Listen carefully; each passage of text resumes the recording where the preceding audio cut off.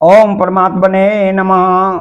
अब 8वें अध्याय में नरसिंह भगवान का प्रादुर्भाव, हिरण्यकश्यपु का वध एवं ब्रह्मादि देवताओं द्वारा भगवान की स्तुति। तो नारद जी कहते हैं कि प्रहलाद जी का प्रवचन सुनकर दैत्य बालकों ने उसी समय से निर्दोष होने के कारण उनकी बात पकड़ ली। गुरु जी की दूषित शिक्षा की ओर उन्होंने ध्यान ही न दिया। जब गुरु जी ने देखा कि उन सभी विद्यार्थियों की बुद्धि एकमात्र भगवान में स्थिर हो रही है, तब वे बहुत घबराए और तुरंत हिरण्यकश्यपु के पास जाकर निवेदन किया। अपने पुत्र प्रहलाद की इस असह्य और अप्रिय अनीति को सुनकर क्रोध के मारे उसका शरीर थर-थर कांपने लगा। अंत में उसने यही निश्चय किया कि प्रहलाद को अपने ही हाथ से मार डालना चाहिए। मन और इंद्रियों को बस में रखने वाले प्रहलाद जी बड़ी नम्रता से हाथ जोड़कर चुपचाप हिरण्यकश्यपु के सामने खड़े थे और तिरस्कार के सर्वदा अयोग्य थे। परंतु हिरण्यकश्यपु स्वभाव से ही क्रूर था। वो पैर की चोट खाए हुए सांप की तरह फुफकारने लगा। उसने उनकी ओर पाप भरी टेढ़ी नजर से देखा और कठोर वाणी से डांटते हुए कहा, मूर्ख, तू बड़ा उद्दंड हो गया है, स्वयं तो नीच है ही और हमारे कुल के और बालकों को भी खोना चाहता है। तूने बड़ी ढिठाई से मेरी आज्ञा का उल्लंघन किया है। आज ही तुझे यमराज के घर भेजकर इसका फल चखाता हूं। मैं तनिक सा क्रोध करता हूं तो तीनों लोक और उनके लोकपाल कांप उठते हैं। फिर मूर्ख, तूने किसके बलबूते पर निडर की तरह मेरी आज्ञा के विरुद्ध काम किया है? प्रहलाद ने कहा कि दैत्यराज, ब्रह्मा जी से लेकर तिनके तक सब छोटे बड़े चर अचर जीवों को भगवान ने ही अपने बस में कर रखा है। न केवल मेरे और आप केवल संसार के समस्त बलवानों के बल भी केवल वही हैं।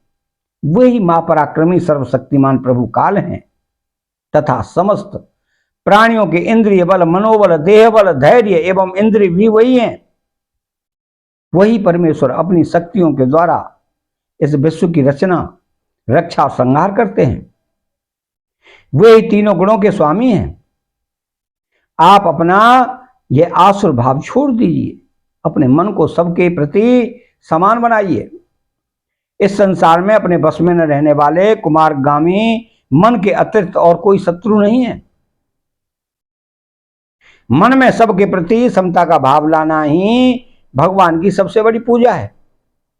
जो लोग अपना सर्वस्व लूटने वाले इन 6 इंद्रिय रूपी डाकुओं पर तो पहले विजय नहीं प्राप्त करते और ऐसा मानने लगते हैं कि हमने 10 दिशाएं जीत ली, वे मूर्ख हैं।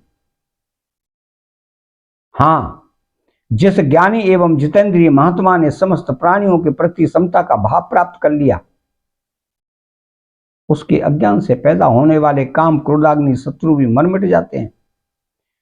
फिर बाहर के शत्रु तो रहे ही कैसे जाएं?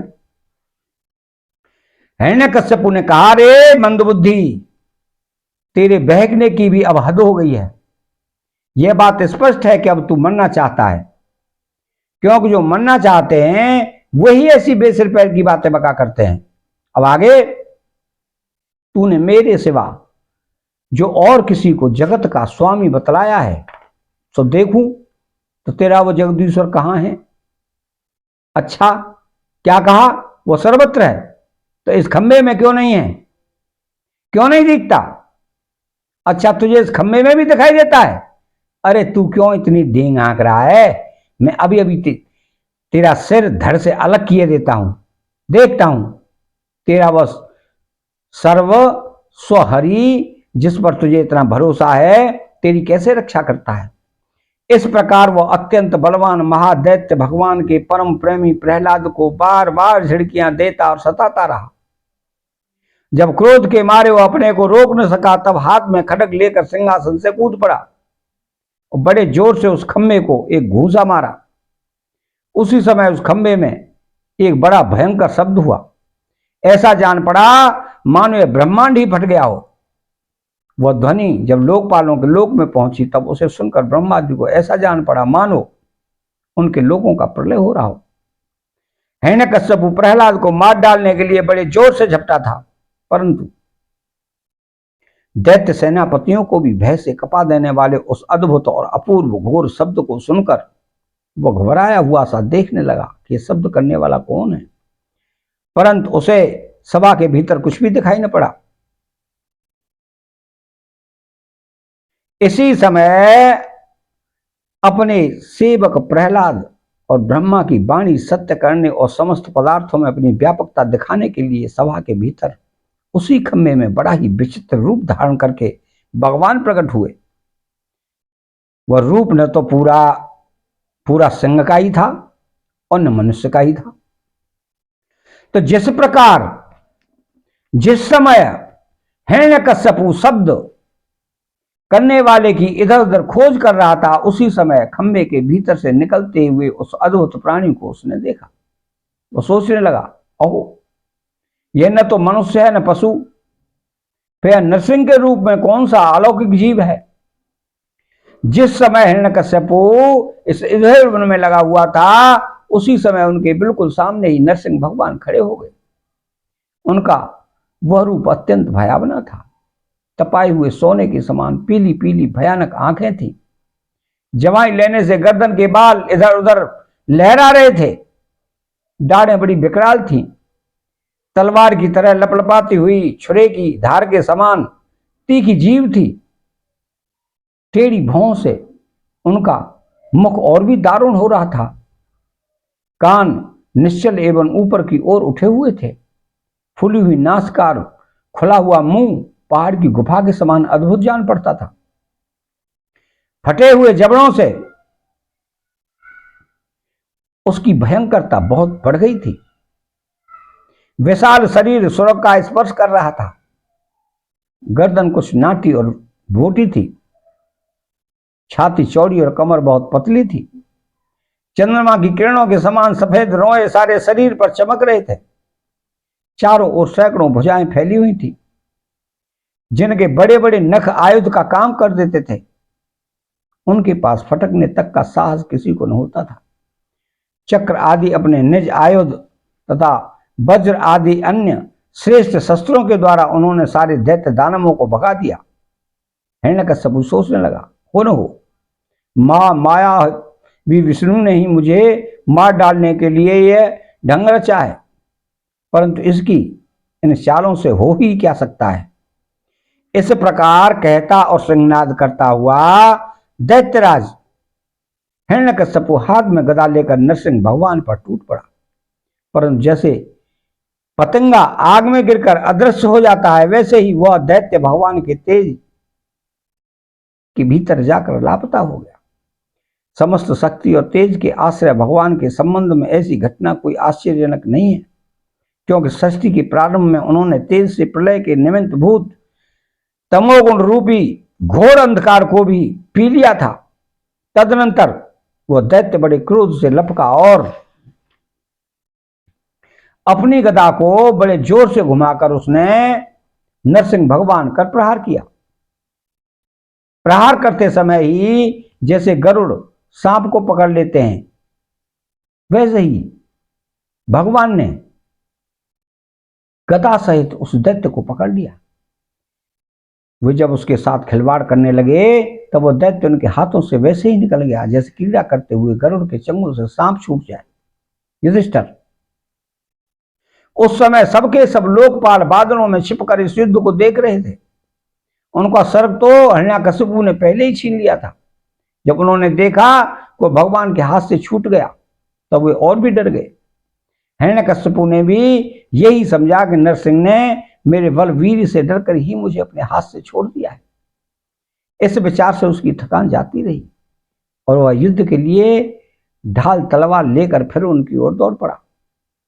उस समय वह बाज की तरह बड़े वेग से ऊपर नीचे उछल कूद इस प्रकार ढाल तलवार के पैंतरे बदलने लगा जिससे उस पर आक्रमण करने का अवसर ही न मिले।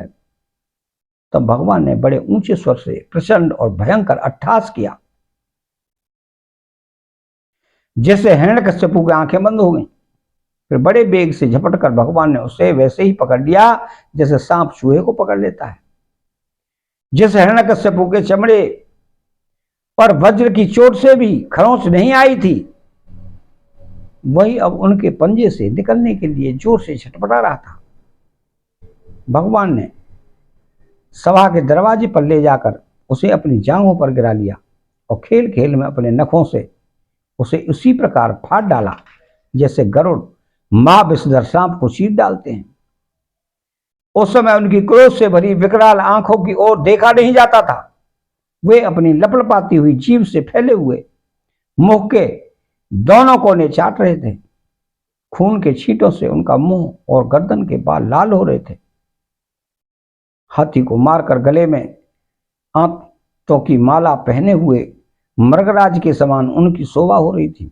उन्होंने अपने तीखे नखों से हिरण्यकश्यप का कलेजा फाड़कर उसे जमीन पर पटक दिया।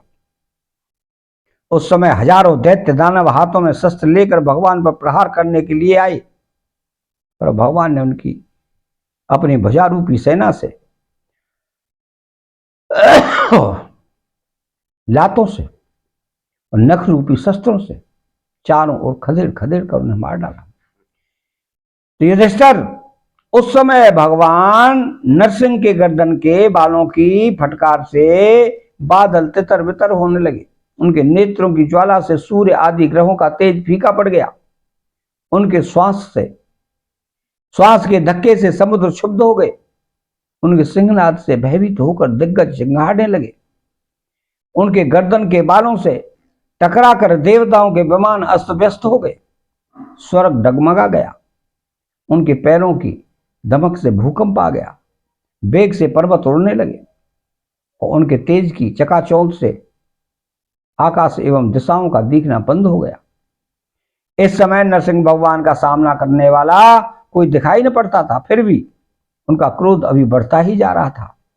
वे हिरण्यकश्यप की राजसभा में ऊंचे सिंहासन पर जाकर विराज गए।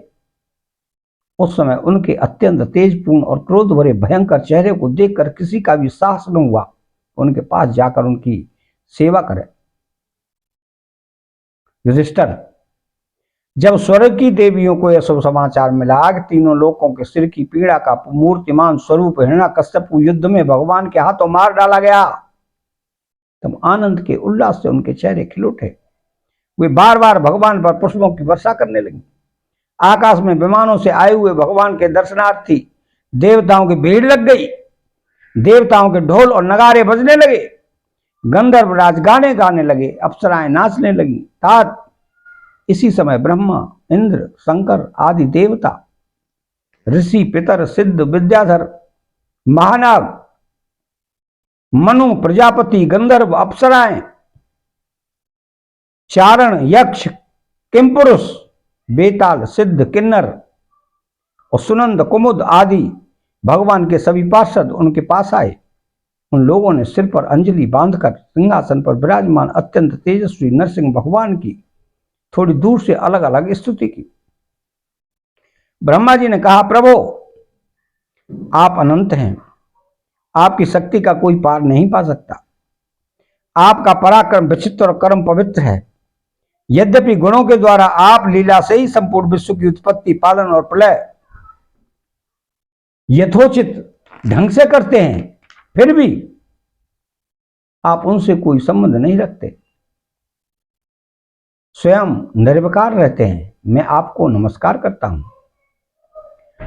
श्री रुद्र ने कहा कि आपके क्रोध करने का समय तो कल्प के अंत में होता है। यदि इस तुच्छ दैत्य को मारने के लिए ही अपने क्रोध किया है तो वो भी मारा जा चुका है। उसका पुत्र आपकी शरण में आया है। भक्त वत्सल प्रभु, आप अपने इस भक्त की रक्षा कीजिए। इंद्र ने कहा, पुरुषोत्तम, आपने हमारी रक्षा की है। आपने हमारे जो यज्ञ भाग लौटाए हैं वे वास्तव में आप अंतर्यामी के ही हैं। दैत्यों के आतंक से संकुचित हमारे हृदय कमल को आपने प्रफुल्लित कर दिया। वो भी आपका ही निवास स्थान है। यह जो स्वर्गाधिक का राज्य हम लोगों को पुनः प्राप्त हुआ है, यह सब काल का मास है। जो आपके सेवक हैं उनके लिए यह है ही क्या। स्वामिन, जिन्हें आपकी सेवा की चाह है वे मुक्ति का भी आदर नहीं करते। फिर अन्य भोगों की तो उन्हें आवश्यकता ही क्या है। ऋषियों ने कहा, राजन पुरुषोत्तम, आपने तपस्या के द्वारा ही अपने में लीन हुए जगत की फिर से रचना की थी और कृपा करके उसी आत्म तेज स्वरूप श्रेष्ठ तपस्या का उपदेश आपने हमारे लिए भी किया था। इस दैत्य ने उसी तपस्या का उच्छेद कर दिया था। शरणागत वत्सल, उस तपस्या की रक्षा के लिए अवतार ग्रहण करके आपने हमारे लिए फिर से उसी उपदेश का अनुमोदन किया है। पितरों ने कहा, प्रभु, हमारे पुत्र हमारे लिए पिंडदान करते थे, यह उन्हें बलात् छीन कर खा जाया करता था। जब वे पवित्र तीर्थ में या संक्रांति आदि के अवसर पर नैमित्तिक तर्पण करते तथा तिलांजलि देते तो उसे भी यह पी जाता। आज आपने अपने नखों से उसका पेट फाड़कर यह सब का सब लौटा कर मानो हमें दे दिया। आप समस्त धर्मों के एकमात्र रक्षक हैं। नरसिंहदेव, हम आपको नमस्कार करते हैं। सिद्धों ने कहा कि नरसिंहदेव, इस दुष्ट ने अपने योग और तपस्या के बल से हमारी योग सिद्धि गति छीन ली थी। अपने नखों से आपने इस घमंडी को फाड़ डाला है। हम आपके चरणों में विनीति भाव से नमस्कार करते हैं। विद्याधरों ने कहा, यह मूर्ख हिरण्यकश्यपु अपने बल और वीरता के घमंड में चूर था। यहां तक कि हम लोगों ने विविध धारणाओं से जो विद्या प्राप्त की थी उसे उसने व्यर्थ कर दिया था। आपने युद्ध में यज्ञ पुरुष की तरह इसको नष्ट कर दिया। अपनी लीला से नरसिंह बने हुए आपको हम नित्य निरंतर प्रणाम करते हैं। नागों ने कहा, इस पापी ने हमारी बणियों और हमारे श्रेष्ठ और सुंदर स्त्रियों को भी छीन लिया था। आज उसकी छाती फाड़कर आपने हमारी पत्नियों को बड़ा आनंद दिया है। प्रभु, हम आपको नमस्कार करते हैं। मनुओं ने कहा, देवाधिदेव, हम आपके आज्ञाकारी मनु हैं। इस दैत्य ने हम लोगों की धर्म मर्यादा भंग कर दी थी। आपने दुष्ट को मारकर बड़ा उपकार किया है। प्रभु, हम आपके सेवक हैं, आज्ञा कीजिए, हम आपकी क्या सेवा करें। प्रजापतियों ने कहा कि परमेश्वर, आपने हमें प्रजापति बनाया था, परंतु उसके रोक देने से हम प्रजा की सृष्टि नहीं कर पाते थे। आपने इसकी छाती फाड़ डाली और यह जमीन पर सर्वदा के लिए सो गया। सत्यमय मूर्ति धारण करने वाले प्रभु, आपका यह अवतार संसार के कल्याण के लिए है। तो गंधर्वों ने कहा कि प्रभु, हम आपके नाचने वाले, अभिनय करने वाले, संगीत सुनाने वाले सेवक हैं। इस दैत्य ने अपने बल वीर पराक्रम से हमें अपना गुलाम बना रखा था। उसे आपने इस दशा को पहुंचा दिया। सच है, कुमार्ग से चलने वाले का भी क्या कभी कल्याण हो सकता है। चारणों ने कहा कि प्रभु, आपने सज्जनों के हृदय को पीड़ा पहुंचाने वाले इस दुष्ट को समाप्त कर दिया। इसलिए हम आपके उन चरण कमलों की शरण में हैं, जिनके प्राप्त होते ही जन्म मृत्यु रूप संसार चक्र से छुटकारा मिल जाता है। यक्षों ने कहा, भगवान, अपने श्रेष्ठ कर्मों के कारण हम लोग आपके सेवकों में प्रधान गिने जाते हैं, परंतु हिरण्यकश्यपु ने हमें अपनी पालकी ढोने का कहार बना रखा था। प्रकृति के न्यायात्मक परमात्मा इसके कारण होने वाले अपने निज जनों के कष्ट जानकर भी आपने इसे मार डाला है। किम पुरुषों ने कहा कि हम लोग अत्यंत तुच्छ किम पुरुष हैं और आप सर्वशक्तिमान महापुरुष हैं। जब सत्पुरुषों ने इसका तिरस्कार किया, इसे धिक्कारा, तभी आज आपने इस कुपुरुष असुराधम को नष्ट कर दिया। वैतालिकों ने कहा कि भगवान, बड़ी बड़ी सभाओं और ज्ञान यज्ञों में आपके निर्मल यश का गान करने हम बड़ी प्रतीक्षा पूजा प्राप्त करते थे। इस दुष्ट ने हमारी वह आजीविका ही नष्ट कर दी थी। बड़े सौभाग्य की बात है कि महारोग के समान इस दुष्ट को आपने जड़ मूल से उखाड़ दिया। किन्नरों ने कहा कि हम किन्नरगण आपके सेवक हैं। यह दैत्य हमसे बेगार में ही काम लेता था। भगवान, आपने कृपा करके आज इस पापी को नष्ट कर दिया। प्रभु, आप इसी प्रकार हमारा अभ्युदय करते रहें। भगवान के पार्षदों ने कहा, शरणागत वत्सल संपूर्ण लोगों को शांति प्रदान करने वाला आपका यह अलौकिक नरसिंह रूप हमने आज ही देखा है। भगवान, यह दैत्य आपका बड़ा वही आज्ञाकारी सेवक था जिसे सनकादिक ने श्राप दे दिया था। हम समझते हैं कि आपने कृपा करके उसके उद्धार के लिए ही इसका वध किया है। अतः 8वां अध्याय यहीं समाप्त होता है। चैनल को सब्सक्राइब करें, बेल आइकन घंटी को दबाएं और कमेंट बॉक्स में राधे श्री कृष्ण लिखें। जय श्री कृष्ण।